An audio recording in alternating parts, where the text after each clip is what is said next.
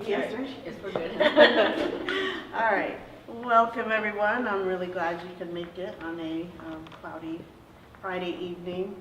Thank you to Malvern Books, as usual, and I hope you will all stick around and buy lots of books, including ire'ne's books. And I'm going to give a little introduction. I'm seeing a lot of new faces, so this is Borderless Conversations on Art, Action, and Justice. This series is about the power of words and the role of art in reflecting and changing our world. In this interview series, you hear from emerging and established writers about how and why they write and why it matters. This is a series about breaking down borders between people, between forms of expression, between identities and nations, between art and action, and as my first guest, Nikki Llewellyn, said during the Q&A, it is also about breaking down the borders in your own mind.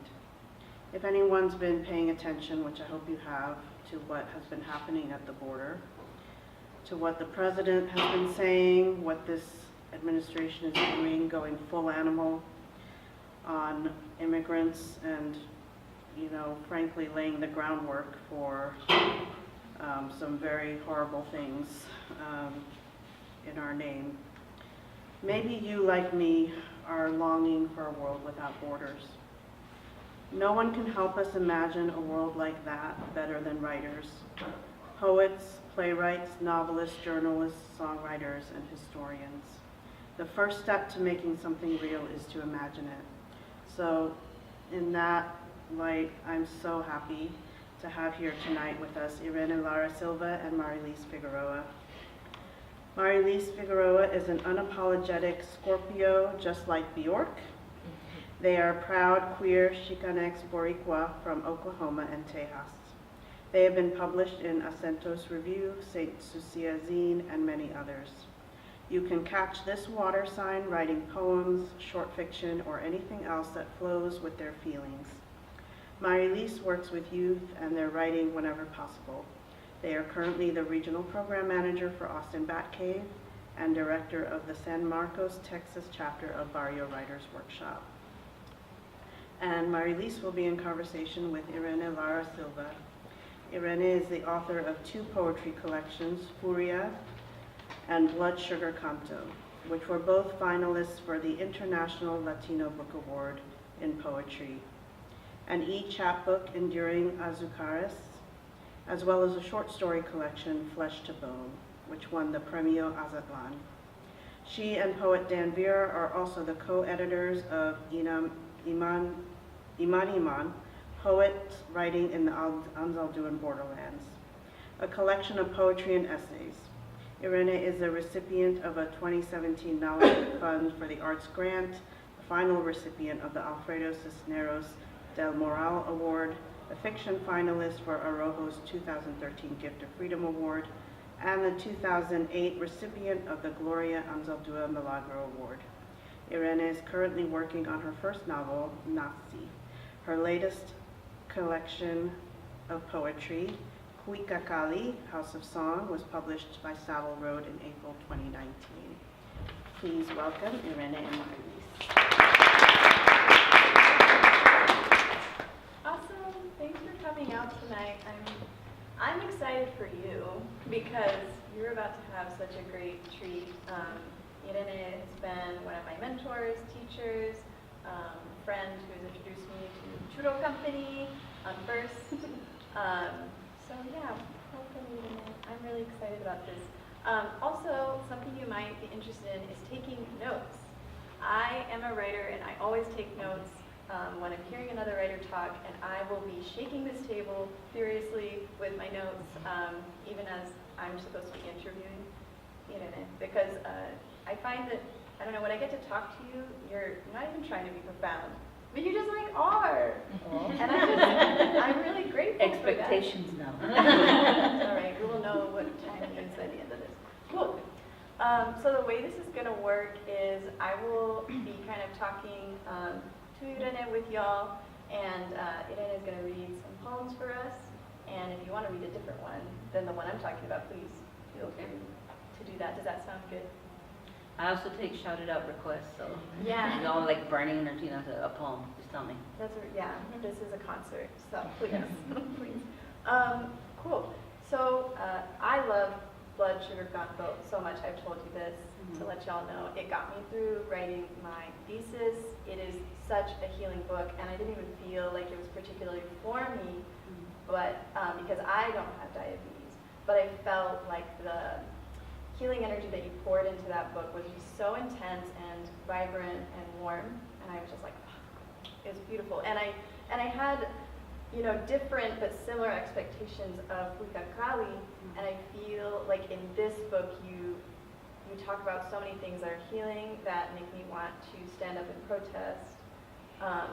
And I feel like this book is for almost nearly everyone, right? Pretty much everyone, maybe anyone who's not putting down someone else. Pretty much. Oh, that's good. And also I like for that. those who are putting down someone else. So they can stop doing it. Yeah, get yourself educated. But I was wondering if you could kind of talk about how you invoke kind of this like sacredness for yourself, for the individual. And one of the poems that I found that you were doing that in a really like extraordinary way is I like the words on my skin, in which you're talking about tattoos, and it's on page 17. So that y'all know that what we're talking about. Yeah. I'll read it first. On page Here we 17, go. go ahead. That's a very gentle way of requesting a poem. Okay. So I like the words on my skin, which actually was when we were in San Antonio, and we were having this conversation while eating steak. So, I like the words on my skin. Words meant for me first, making my skin into paper, like the blank page before words, like the page overflowing with words, like a page of poetry, half ink, half white space. Weren't they there always, waiting to emerge from beneath my skin, not the needle injecting ink, but the needle piercing the skin, releasing the ink? You will not persuade me that sometimes it isn't blood that runs in my veins. What else is like this, mine before it was mine, waiting for me only? No one else will see these writhing lines of black and red, symbols from all my languages, moving like twisting serpents across my skin, bursting like riotously blooming vines, exploding with green leaves, each leaf holding within it a breath. I trace each line. My fingers come away dripping ink. I bring my hands to my mouth, ink enough to transform breath into words. When I am gone, this is what will remain of me. Everything I couldn't contain, spiraling galaxies of ink. Everything I fought to give. But yeah, I think we were talking a little bit about, I wanted tattoos forever, and I didn't get any of them until last year, so now I have these 2, and I have plans for the next 3, and supposedly I'm going to stop after that. So we'll see how much self-control I'm able to, exert after that. But part of what I found really interesting about the tattoos is that they make me so happy. Like I'm at work and I'm typing away and I'll reach for something and see it there, and they make me happy. I'm like at the grocery store, like putting stuff on the conveyor belt, and I don't know, maybe they don't expect me to have tattoos, but I'll catch someone catching a flash of them, and they just have this like briefly shocked look. And that makes me happy too. But it just feels like, perhaps maybe because my life is so shaped by words, there's something I like about having words tattooed on me. So right now the plans are, for those 5 tattoos, one's in English, one's in Nahuatl, one will be in Spanish, and then the other 2 will be images. And I feel like that's a good, array of those interests in there. But to go back to your question about the sacred, I feel sometimes like, those of us sort of raised in mainstream, society, we really get this very narrow view of what's sacred. Like sacred is only at church, sacred is only, authorized or, prayers, and not the feeling that the sacred is everything. Every moment, every effort, every piece of art, every utterance, every conversation, every anything. And so, how do we bring that back into our consciousness on a constant basis?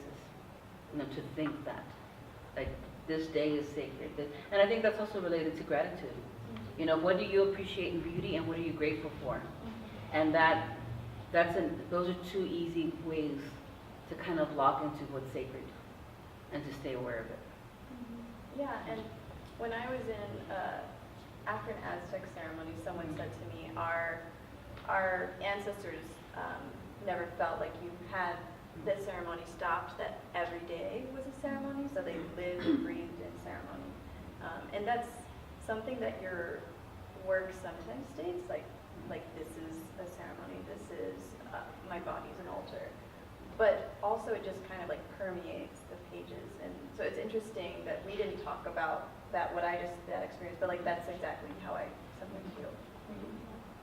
And I think it's also partially like how, I was very close to my mother, and I felt like she prayed constantly. Like it didn't matter what she was doing. Instead of worrying, instead of fretting or complaining or whatever, like her first thought was to pray, which was not the example of my dad. I actually went on a road trip with my dad, and we like the same kind of music. So he loves conjunto, polka, that kind of music. So I had, made a mixtape for us to listen to. This is like 20 years ago. And so we're listening to this mixtape, and he's like, I'm staying awake. This is good, because we were going to drive like 20 hours to West Texas. And I think I just asked him, well, what do you usually do to stay awake? If you don't have music that you're enjoying, on the radio. He's like, well, I think about all the things that make me mad. And that makes me wake up. And I'm like, no wonder he has high blood pressure and like the medication doesn't do anything, because this is how he found energy, was by making himself angry. And I thought, how different is that as an example on two different people of where you focus your attention. Yeah. So. And kind of maybe this is a bit connected to that. So in the poem We Played Survival, which is actually on the other side of the page, I was just thinking about how I don't want to spoil anything, but I was thinking about in modern science they're talking about inherited trauma, inherited memories from your ancestors, like maybe 400 years ago, maybe just the last generation, and how even children have a sense of that. And so, would you mind reading that for us? So we played survival. Our game had no other name. Find shelter. The picnic table became the roof of our home. Find food. The long grass with its seed-heavy tips became our corn. We stalked the bobwhite whales with stealth, with quickness, with hunger in our eyes. We trapped them. We always released them, but the important thing was to catch them. Catching them meant that even in our imagination, hunger lost its sharpness. We built a fire against the winter cold, gathered kindling, stacked firewood. We read the sky and the sun. Listened and heard unknown voices on the wind. Someone had to stand guard. We needed weapons. I don't remember if we whispered the dangers or only moved as one to do what was needed. They would not burn our home. They would not shoot us. They would not slit our throats. They would not take us alive. I was 7 years old, my brother 5. We played in utter silence. No shouting, no laughing, nothing done carelessly. What did we know of history? What memories lived in our bones? Yeah, that one just gives me chills at the very end. It's just, I don't know, the idea of small children playing this game silently. Kind of like this, you don't even need to speak. And I guess that's, I was wondering if you could talk about what the impetus of that poem was. I don't know that I remember where that started. I think I was just remembering childhood. And I remember that we even tried to make our own shoes out of mud, like mud and grass, like we were trying to make, chanclas. But that, I don't know, there was 2 games that we played, and I think we called both of them survival. So one was that. The other one was that we would, my older brother welded, and he didn't quite have his proportions down yet. So when he built the swing set, he built it adult size. So like kids on their own couldn't get on the swings. And the slide was too steep and therefore dangerous. And you know, other things were not quite right. So the game was to get from one side of this swing set that had all these different, you know, had like the two people rode on it, whatever else, to get from one side to the other without ever touching the ground. So you can imagine how many times we cracked our heads open and did all kinds of other things trying to do that. But yeah, it was this, I don't know, that was the atmosphere of our childhood, was sort of always being conscious of danger and almost always feeling this need to train against danger or to train against necessity. Which is an odd thing, because like we didn't grow up, you know, in the wilderness, in the forest, or like having to survive camping or anything like that. But that was just always, you know, like this need, you know, to do that. Yeah. And that like later you talk about, you know, later we'll get to CUICACALLI, but it just kind of made me think when you read that poem and then you keep going through the book and you're talking about generational trauma and the genocides and the wars and the people who are in unburied graves, it just kind of like, it's kind of this tone that rings throughout the book of like, I don't know, don't forget this, but also like, why are we remembering it? Well, I think it's also about, or part of it for me, is that I always feel like when people ask about history, that it's only something that people learn about later, like you learn about it in college. Not that things like NAWA culture or the deities or history in Texas or the US or on the border, that hasn't already shaped your life at so many other points that you're aware of it. Maybe you can't articulate it yet. Maybe you can't point to the dates, and maybe you can't point to, you know, treaties and governmental, you know, ideas or regulations or whatever else. But it still shapes us. And I think that was part of what I wanted to get at with that combination of, you know, what happens in childhood, what happens later, what happens, you know, to our ancestors or our communities or our families, because it affects everything. You know, even the way that it might affect how you view relationships or love. You know, what is love in a world where oppression and colonization and detainment and all these other things also exist. You know, especially lately we talk a lot about unaccompanied children or families being separated, and people tend to think of it as a political conversation. You know, Trump and his people are talking about it as deterrent policies. You know, these are supposed to deter people from being on the border. But what does that do? What does that do to how we relate to each other? How does that relate to, you know, things like trust or identity in a relationship of love? And you have so much, though you hold a lot of that world and the idea of what is love in a world where oppression exists, you have so much tenderness in this, in this House of Song. And I was wondering if you could, maybe the next one we could talk about is Let Us Be the Altars on page 36.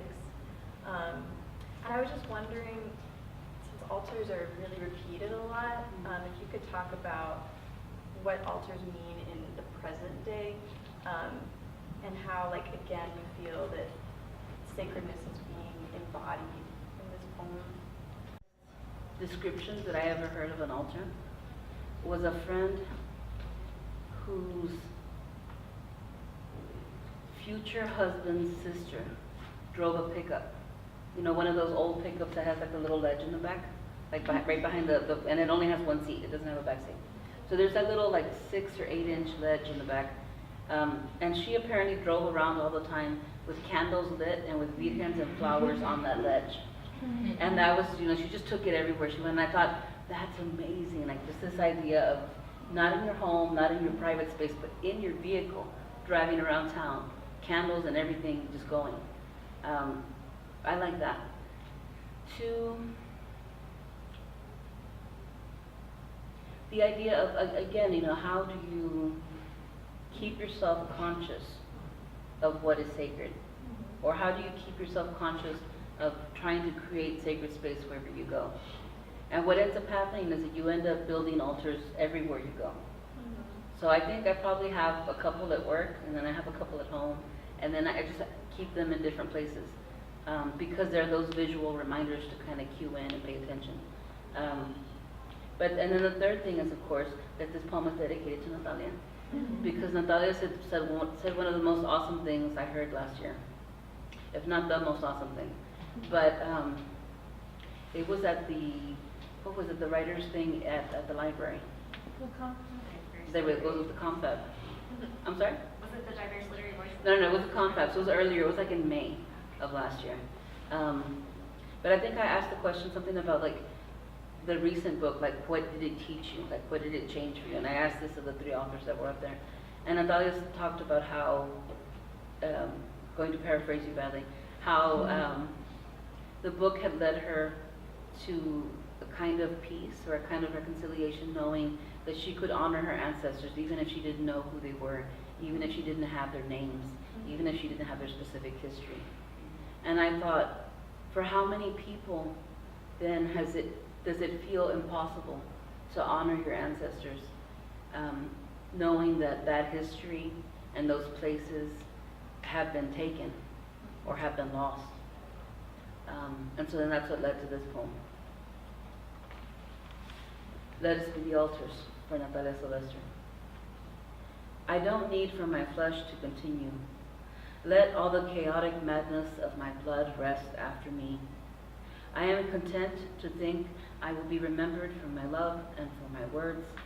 For as long as anyone chooses to remember me, I won't need any altars, lit candles, marigolds, my favorite foods, or my 1,000 beloved songs. When I am gone, there will be no use in invoking me. My spirit will not linger, and whatever of me moves on will no longer know its name, will not even understand what a name is. My mother mourned her dead quietly. My father's people didn't believe in those cosas de indios, he said. The dead were dead. My mother kept a single plate with a small candle burning for each loved lost one, candles that burned for exactly one night. She remembered the 2nd of Novembers of her childhood spent in Texas Camposantos, adorning graves with marigolds, the women laying out feasts on banquet tables, listening to songs and stories through the night, waiting till dawn to eat, only after the ancestors had had their fill. My youngest brother, my adopted son, was born on the Day of the Dead, Hummingbird Man, fiercest warrior I have ever known.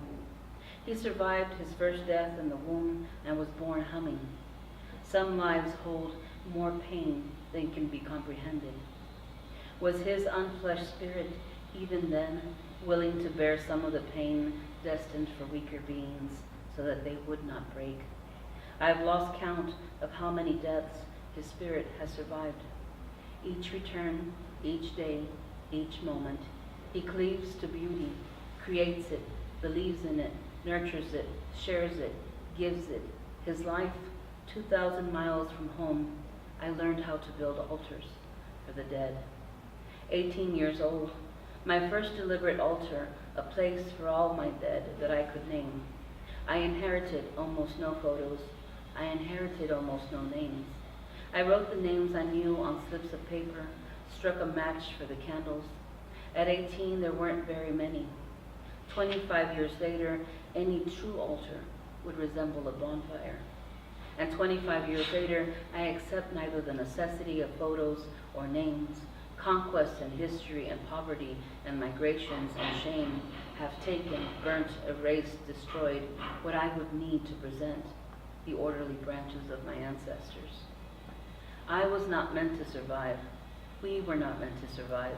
We were meant to be forgotten, obliterated, lost, until one day our ancestors, our indigenous ancestors, could be rendered myth, until the blood still coursing in our veins could be denied, but we, stubborn we, refuse to forget.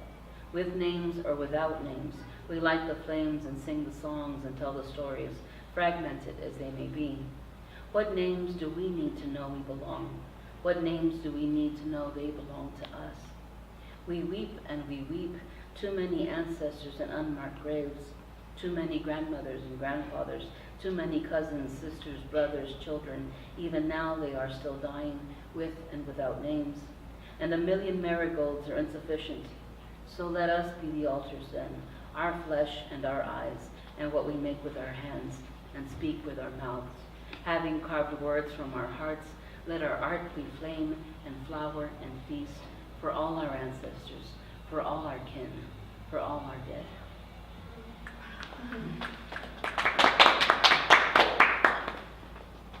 Thank you for reading that. Yeah, and just kind of speaking of fragmentation, just as a writer and someone who I just really love the space and how you use that in your poem. And if you see this, what ire'ne was reading, there's not, I guess, your traditional maybe line breaks that you're used to seeing if you're like going to college and taking like whatever your first English class.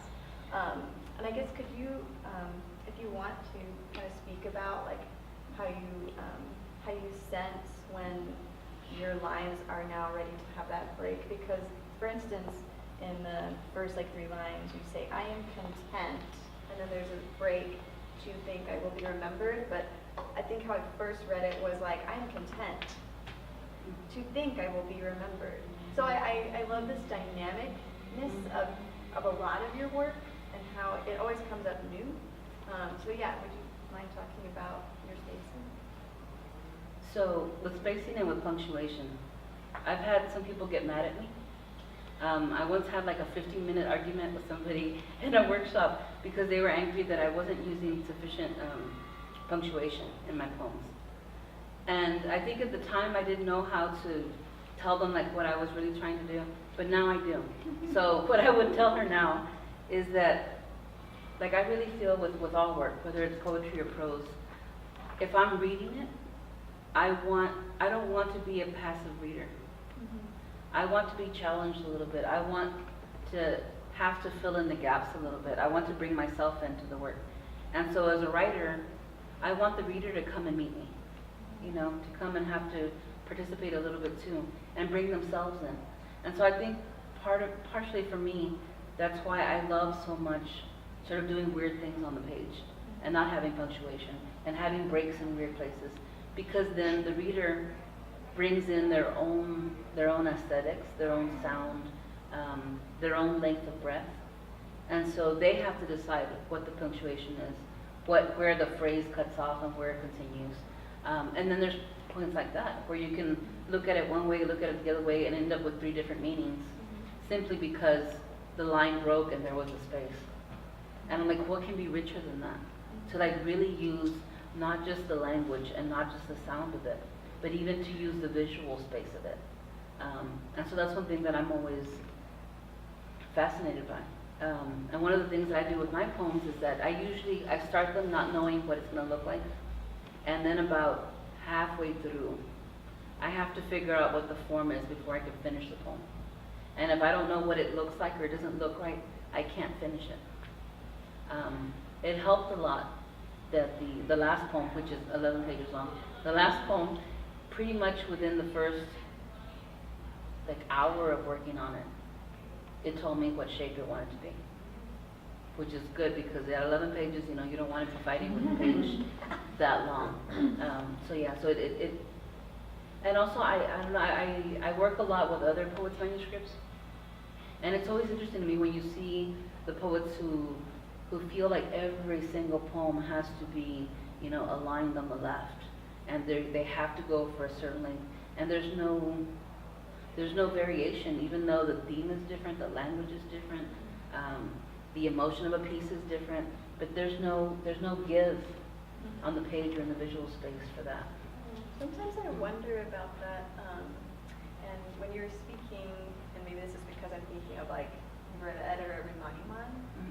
One thing from Anzaldúan Borderlands that really empowered me as a young writer was that she wrote about using Spanglish or Spanish and English, and that she didn't want to bend to the white reader, that she wanted the white reader to bend to her, and kind of this idea of like reclaiming your power by not putting your words in italics.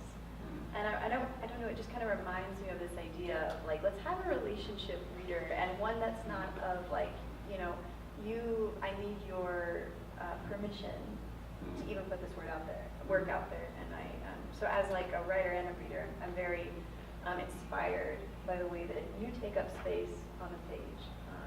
I think it's really profound. I didn't put my phone. How much time do we have? I want to make sure I'm like. 20 minutes. What was that? 20 minutes. Well, thanks. Okay, we definitely got time. So I thought we could talk about the story we heard at dawn. And really my kind of question was kind of how you allowed this story to be about almost any people, and like really what was just your craft behind that. And that's on page 61. Thank Sorry. you.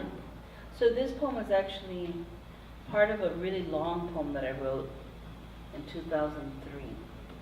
And the long poem never went anywhere. To me it made perfect sense, but apparently nobody else ever got what that long poem was about. But I loved this one little piece of it. And then when I was doing this collection, I thought, you know, that one's perfect. I gotta bring it over and give it a place to live. And I just did revise that really lightly. The story we heard at dawn. From the first breath, the wanderers had known their fate. Some rebelled and chose the cliffs, the dark river, the knife. Some had families and lived each given day loving them. Some set themselves on the road early, wanting to drink in the world, gather all its stories. But for each of them came a morning before the night could even begin to blue, that brought the hoo of an owl. They may have cried out, they may have bowed their heads, they may have wept, they may have danced. When the sun rose, all their bodies rose in response. They embraced their loved ones, left their homelands, left every possession abandoned on the road. The wanderers came from the east, from the south, from the west, from the north. Some journeyed for days, some journeyed for years. When they met at the appointed place, they recognized one another. Dark, dark their skin, red, red their hearts, gold, gold their eyes. Touching fingers, they stood shoulder to shoulder, faced the east. With a sigh, their feet sank into the earth, tendons stretching and rooting, their torsos thinned and paled, their arms held up to the sky, greened into the falling arcs of leaves. Their faces, joyous and weary and intent on the sun, became tender golden kernels. Their tears and their laughter streamed down in white tassels. This is how corn came to be. Yeah, I guess it was from a writing standpoint, I was interested in how the people could have been any people at the beginning. And then if you kind of follow the history of like where corn was planted, then you kind of are like, oh, this could be that people. And so I was just interested from that craft standpoint, maybe that like impulse to, like you said, allow us to be along for the ride. There's sort of a long, convoluted story here. So like I said, I wrote that piece in 2003. But after I wrote Blood Sugar Canto, which was, for those of you who don't know it, it's basically a book on being diabetic, diabetes, the community and the family, and widespread, and what it means in many different ways, like from the standpoint of medicine and food and whatever else. But it was really a book to help me get over fear, because I figured that people can't heal when they are caught in fear. Fear and healing have nothing to do with each other. But I wrote that book and burned myself out, like burnt out. Like there was no poetry anywhere inside me. All the lights went off. I used up everything I had to write Blood Sugar Canto. For probably 5 years, I didn't write a poem. Or rather, I couldn't finish a poem. I had a couple lines, but I couldn't finish a poem. So for 5 years, there was no poetry. And then in the end of 2017, I saw something on Facebook.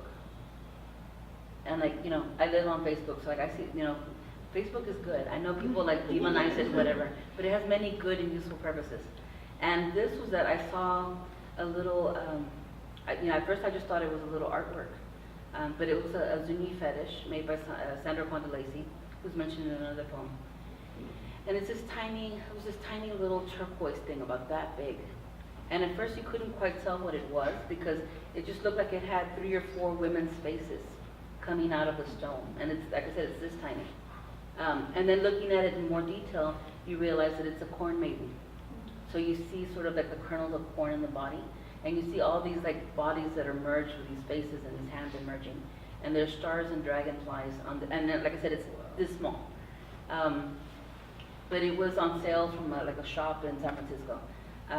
And so my brother ended up looking up what the legend of the corn maiden was. And so he found like 3 different versions.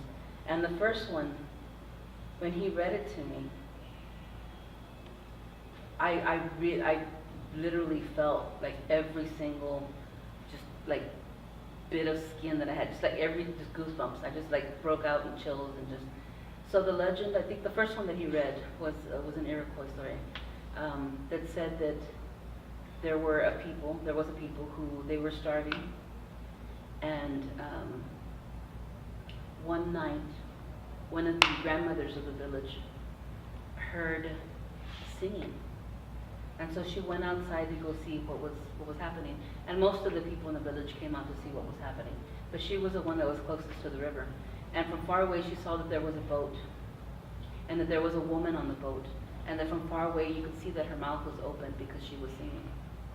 And so she came closer and closer and closer, and she was taking a very long time to get up to the riverbank. So most of the people ended up going back to their homes, and the grandmother said, it's fine. I'll wait for her, and I'll see what this is about, and y'all go ahead. So she ended up waiting there until she welcomed the woman who was singing. And she took her home and put her, by the fire so she could get warm. And the woman told her, I don't like being by the fire. I don't need to be this warm. And so she, brought her back a little bit, gave her a little bit of water. And the singing woman told her, I'm going to show you how to plant me, my body, the corn, and I will feed you, and I will feed the whole village, and we'll find a way to be, harmonious together and provide for each other. And the grandmother said, great, wonderful. And then the singing woman said, but and I promise, I will do this for all eternity. As long as you take care of me and the earth that I am in and the world around us, I will always provide. The only way that stops is when you stop taking care of the earth and you stop taking care of me. Then this is no longer. And so that was the story. And that basically this singing woman. So when you look at the little Zuni fetish, like I said, you see all these women's faces coming out of the stone. All of them have their mouths open, like they're singing. And so from the moment that I saw that fetish and that I heard that story, like there's no other way to say it, and it may sound corny or whatever, but it's like I could hear singing again. It's like poetry came back into that space that had been occupied by absence for 5 years, that burnt out space. That brought it back. And so that led to this book then being able to be. And so that poem became important, not just because I'd always loved that piece of it, but because I did want to talk about, without directly talking about it, I wanted to talk about corn and the corn maiden and singing and what agreements we have with each other and with the earth, that, we know them. We just don't necessarily live by them. And we see it daily, what that means for us and for the world, the animals, and for, our health. So that's in there, even though it might not be an explicit thing. But I think it's, drawn, and I've noticed that you were writing about nature and indigenous relationship to nature, but also contemporary relationship, and also the relationship that you can have even when it's been taken from you. And like how you're speaking about, we live by it, and a lot of that is circumstantial depending on your ancestors who colonized them and maybe who deported them forcefully, right? So it's really, I think it's really beautiful how you honor that, and you I don't know, it just seems like from hearing what you said, it was like nature and the sacredness of that kind of woke up your song inside. I think so. You know, because I'm serious, after Blood Sugar Canto, I was... Read that book. I was, yeah. So, again, I have sometimes some interesting conversations with students and people's audiences. So I recently visited a class where they had read my short story collection. And one of the students apparently had gotten very irritated with the professor for having chosen that book. And she was like, that story made me cry. And apparently she was very mad at her about this. And so they asked me about the whole, fact that I had made them cry. And I was like, okay, so it took me roughly, even after I wrote the first draft of the book, it took another 9 years to get it published. And I'm like, so at least 15 years went into this book. And I was like, I cried for every single story, every revision, every draft, everything. So compare my 15 years of crying to your 1 week of crying, and we're good, Yeah. We'll be all right. So that's interesting because I would like to now talk about CUICACALLI. Because it is, as a reader, I'm always paying attention, okay, what's the title poem? Sometimes there's not a title poem on the book, but sometimes there is. And this one kind of just seemed to take up the most space of the book, even though of course you have dozens of poems before it. But being 11 pages, and would you, I don't know what you would prefer. I didn't really have a specific section, but maybe you could just talk and then, or read and then talk about, what really, the blood, sweat, and tears that went into this poem. So yeah, it's hard to pick out of an 11-page poem what to read, but I'll read the beginning. I think that's good. There you go. We'll read the beginning, just to kind of get the feel for it. So before I do that though, so CUICACALLI is a nahuatl for House of Song, which I fell in love with when I first heard the idea of a house of song. And when you think of the body as a house of song, or when you think of literature as a house of song, or a book as a house, literally, what are the houses of song? So I love that idea. But what I also completely fell in love with was the fact that what a CUICACALLI refers to is that's where they would send young men to train to become warriors. They would send them to the CUICACALLI to become stronger and to learn, fighting and whatever else. And I really have fallen in love, or not, I'm completely obsessed with the idea of strength, of how people, whether as women, as people of color, as indigenous people, as people on the border, all these different ways that we become identified with a wound or with victimization, how we begin to take on strength, how we live it, how we embody it, how we use it, how we learn it, how we teach it, all of that. So I really love the idea of a house of song, of song making you strong. So I think I wanted to bring that in, and then I also wanted to talk.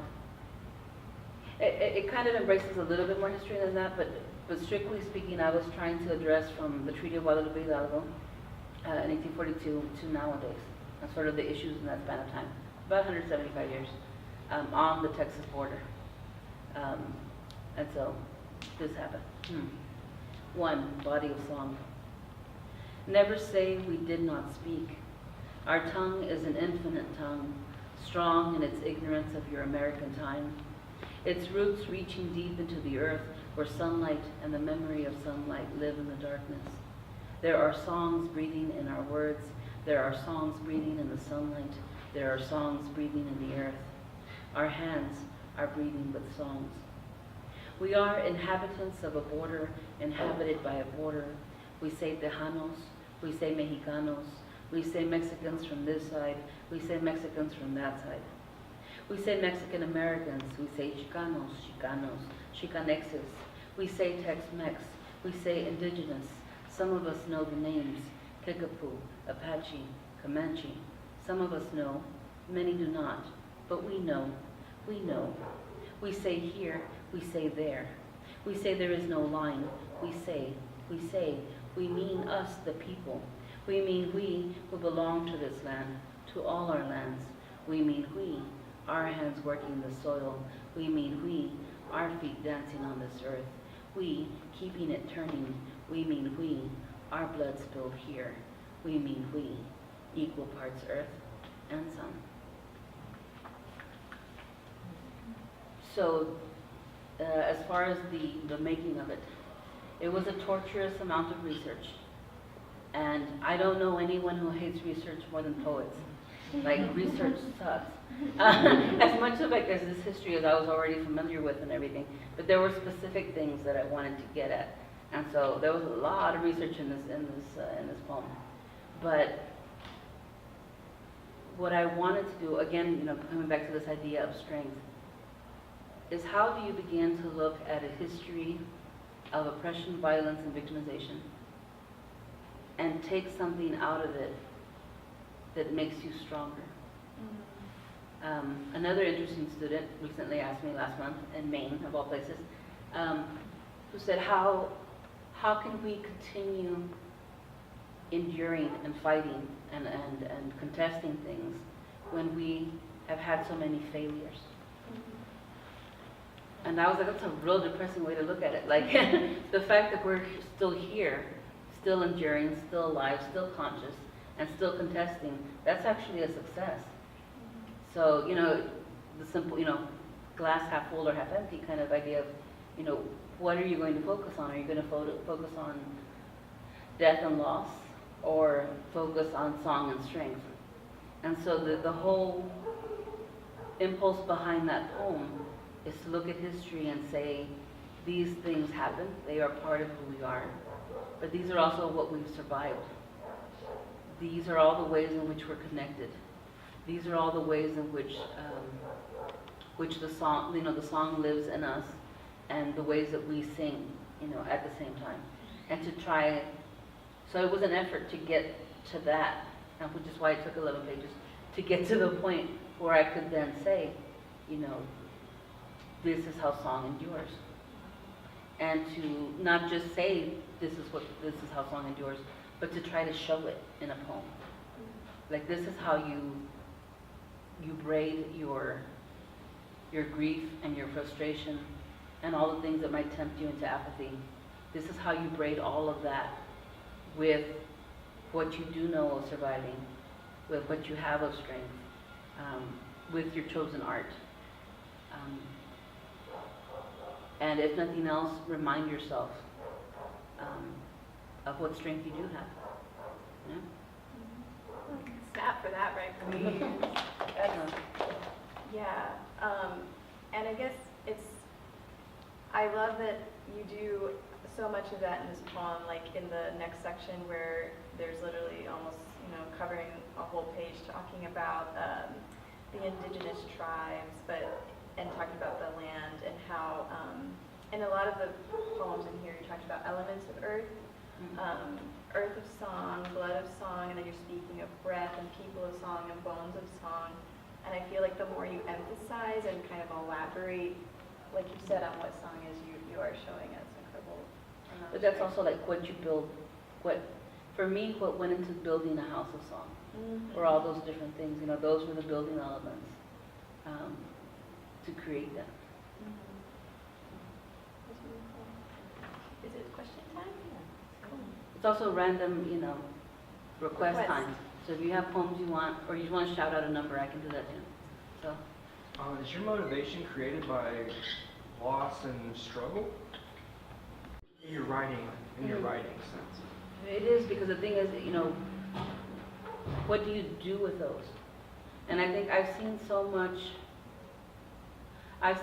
many people shut down in reaction to loss and struggle. And you see that a lot. You see where the temptation is just to give up. In my family in particular, there's a lot of tendency to give into addictions of different kinds. To say, you know, I can't deal with this loss struggle, I can't deal. Or to say it's too much. Or to get burned out. And I think that's the thing that I find also interesting too. Like, I end up talking a lot about rage and about love. And I think, you know, the common ideas, or the general ideas, you know, with rage, if you base your energy in rage, you will burn out. Because rage consumes you and uses up everything. But if your rage isn't rooted in rage, but if your rage is rooted in love, like let's say your rage is rooted in the fact that there is injustice done to your people, then it's actually rage that comes from the love that you have for your people, and the fact that you have rage because of the injustice. Well, that rage is different, you know, because love doesn't run out. You know, love is ever renewing. So if you ground your energy in that and root it in that, then what does that create? And so I think that basically is what all of my work so far and what all my future work will be about, is what does it look like to deal with loss and struggle and grief and violence and all these different things, and find the place where you root the rage against those things in love.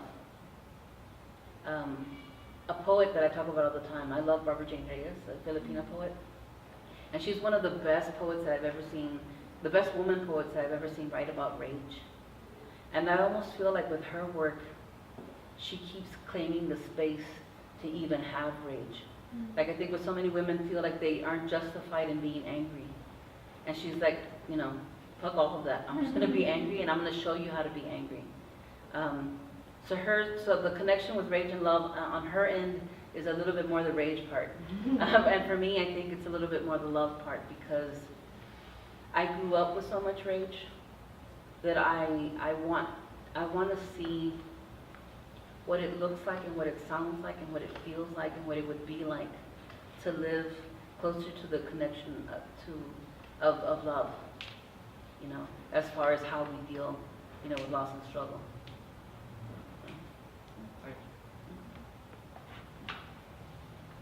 Questions over here? If not, go ahead, Jamie.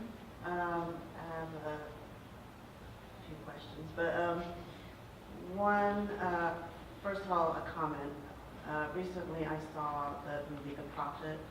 I don't know, when I was growing up, one of the few poetry books we had was this book, The Prophet, which I think was like a rage in the 60s and 70s or something, but it was made into a movie, an animated movie, and it was not the best.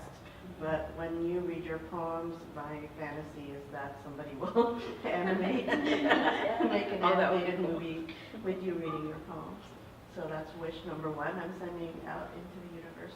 I wonder if you have like an origin story about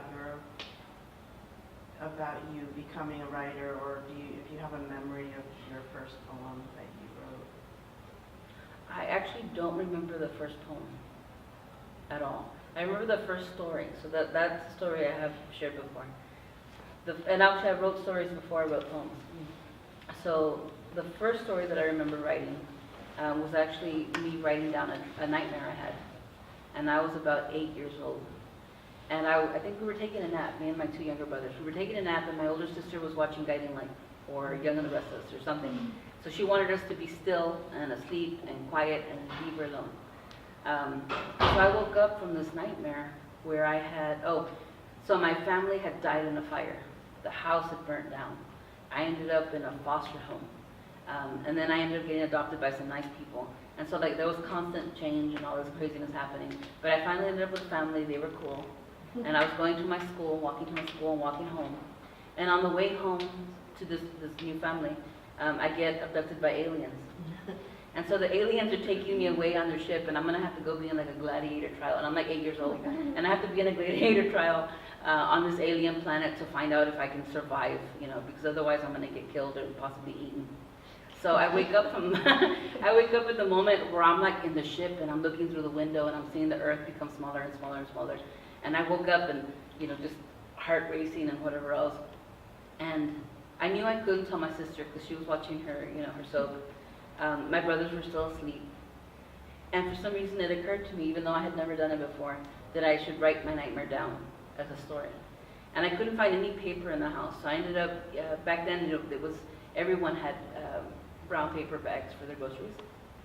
So I ended up finding a bag and I cut it up into little pages. And I found a pen and I just started writing, and I wrote the whole, you know, the whole dream out, which probably was like 6 or 7 of those little grocery bag brown pages. So that was my first story. But yeah, for some reason, I don't remember when. I know that I didn't feel like I wrote a real poem until I went to college. I wrote a few before that, but they didn't feel like I was talking until I got to college. And then what was interesting is that in college, I didn't actually start reading in cafes and in like, you know, class or anything like that. My first readings were all protests and marches, which is a very different experience of what poetry is to start off with.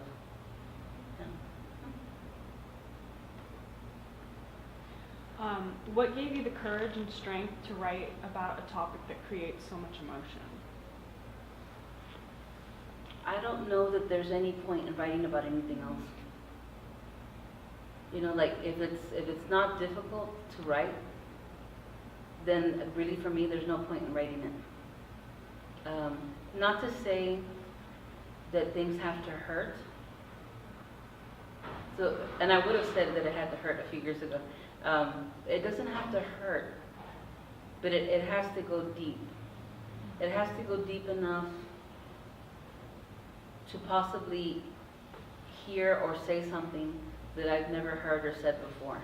Like I think that it's one of the ways that we can learn from ourselves. But you have to be willing to go deep. And the thing that I talk about all the time is that we have to, as a writer, you can lie to other people, but you cannot lie to yourself. We have to tell ourselves the truth over and over and over again. And I think that's one of the reasons that I find Facebook interesting, because sometimes I'm just like, okay, I'm gonna tell myself some truth and I'm gonna do it on Facebook. And just, let other people hear myself, telling myself the truth. But I think that's much harder than telling other people the truth.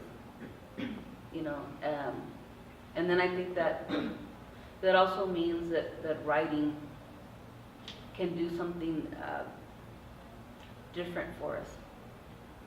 That's different from what you might pick up from reading or listening or even interacting with others. So that's the work of it. And I think at this point, I'm so confident of the return of the reward of doing that it's not so much about anymore. Well, actually still a little bit, because sometimes you see what you write and you're freaked out because this is what you wrote. So no, I can't say not anymore, because I still get constantly freaked out. But I know that what comes back from doing that work is going to be this immense thing that I can't even imagine. But I already know it's worth it to go for it. Yeah. But sometimes, you have to pause. Sometimes life requires other stuff. Sometimes you have to go to work. Sometimes you have to deal with a crisis.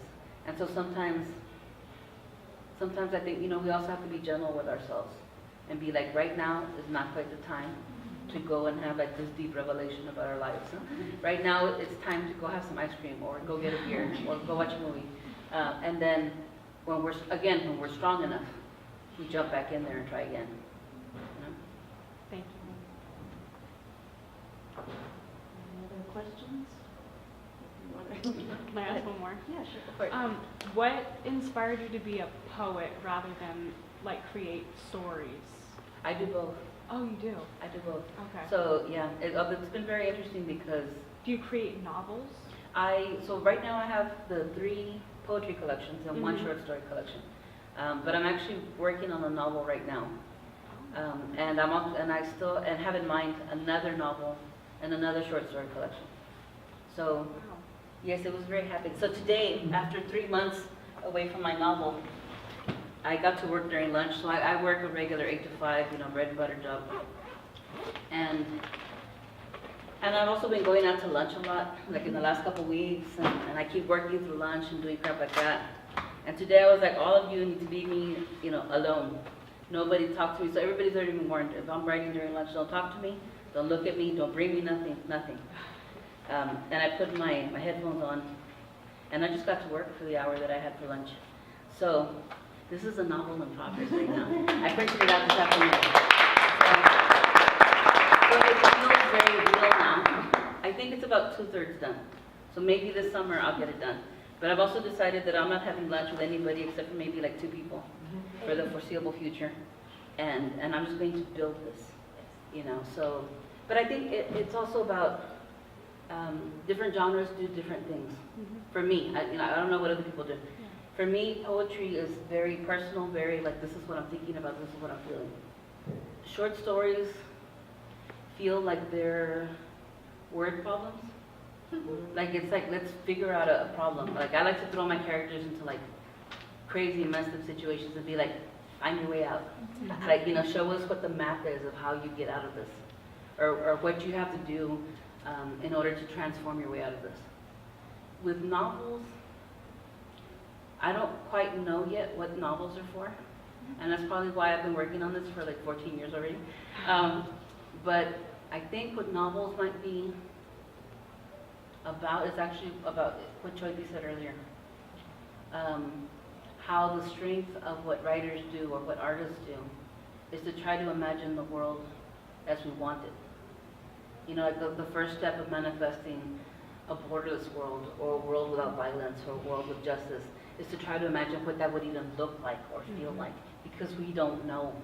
We don't have that. We have some parts of it, but we don't live in that place 100% of the time. So how do we begin to reimagine or reshape the world to make it that way, even as we bring in the elements of what is actually here? So I'm thinking that actually might be what novels are for, is to my mother was a seamstress. She was one of those people who could like look at a person and then like get some fabric and start cutting stuff up and wouldn't need a pattern or anything, and she'd sew up a dress and she'd throw it on you and she'd kind of check it out. Maybe she needs to do a little nip there, a little whatever, a little dart or whatever, but then it was done. I think sometimes of writing like that, like if it's a blanket or a dress or something like that, where sometimes, not my mother, but other people, you have to take apart what you sewed together, and then you have to fix it or shape it or add something or whatever. So that's the way I think of fiction, that it's like that. Sometimes you have to take the pieces apart and like undo the thread, and then add something or take something out and then re-sew it. And so it's almost like that a novel, I think, is about undoing the seams of the world and then reshaping it somehow. So I think that's what a novel might be, for me anyway. That's beautiful. Well, if you have more questions, I think we'll be sticking around for a little bit. But first, let's give Marilyse and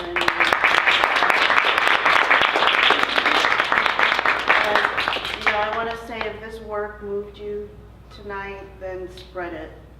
Take it to your next dinner party, read it, and send these poems to your friends, to your family.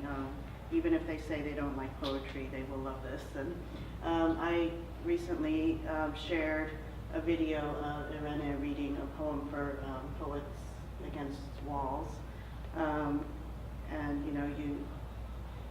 that would be a great thing if you can find that. Is that on your Facebook page, or it's on my Facebook? It's all over the place. I need to put it on my website, but yeah, just look, it's actually on their YouTube channel. Yeah. So go to the YouTube channel for Poets Against Walls, and the name of the poem is "You Love a River." It's a beautiful poem. And speaking of YouTube, all of these Borderless interviews are on YouTube. So if you, search for Malvern Books Borderless, you'll be able to see all of the interviews that we've done up to this point. And we'll be back here in July. In July, I'll be interviewing Raj Patel, who is the author of a book called The History of the World in 7 Cheap Things. It's really about the history of capitalism and what it's done to nature. So I hope you'll all join me for that. But thank you all for coming, and go buy some books and come talk to our guests tonight. And thank you all for coming.